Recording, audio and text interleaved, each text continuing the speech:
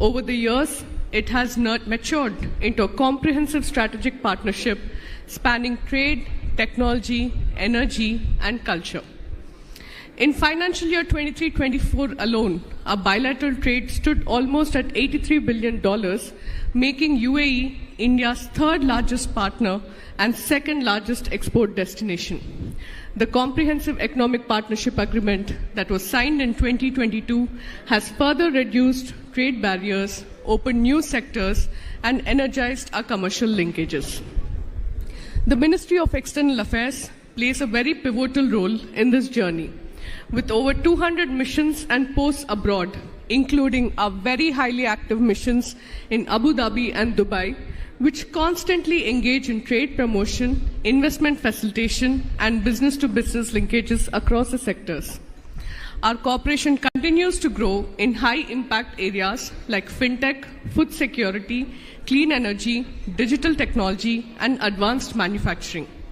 India is seen as an increasingly reliable partner in strategic domains such as semiconductors, AI, and green mobility, supported by strong institutions and transparent governance.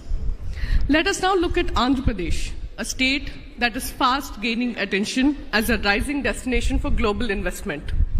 As our Honorable CM has mentioned, with over 1,000 kilometers of coastline and deep water ports like Krishnapatnam and Visakhapatnam, the state offers direct access to Southeast Asian markets and a natural edge in maritime trade and logistics.